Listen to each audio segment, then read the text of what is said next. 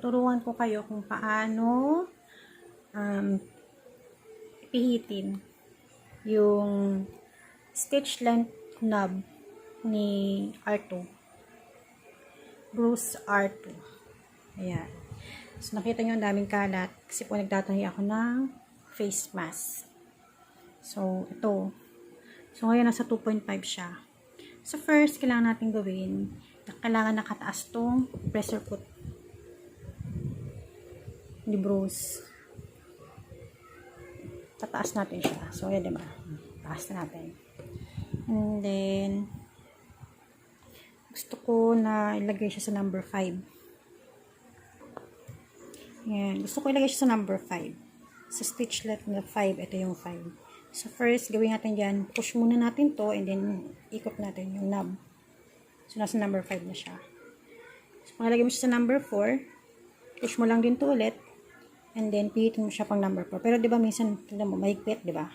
So, baba natin tong needle, back stitch bar. Ito yung back stitch bar niya. Yan. So, dali siyang ipihit. So, sa number 2 na siya ngayon. Eh, gusto ko mag-0. Tingnan natin sa 0. So, push natin ulit to. O, di ba matigas na? Push natin to pababa ulit. And then, pihitin natin siya. Tigas nga, di ba?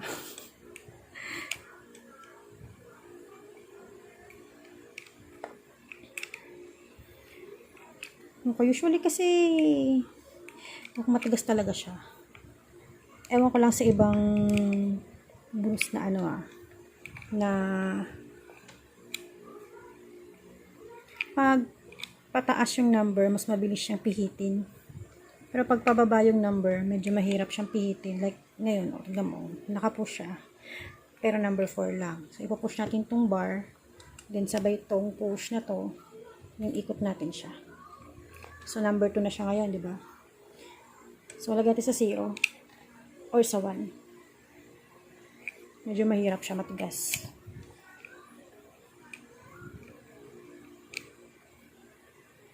Ayaw niya. Ayaw na niya. Hala, baka masira.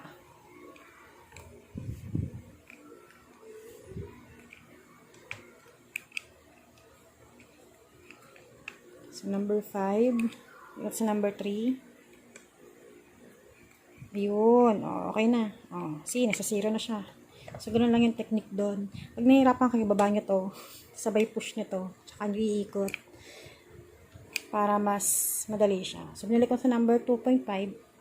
Kasi ito naman talaga yung stitch length ko.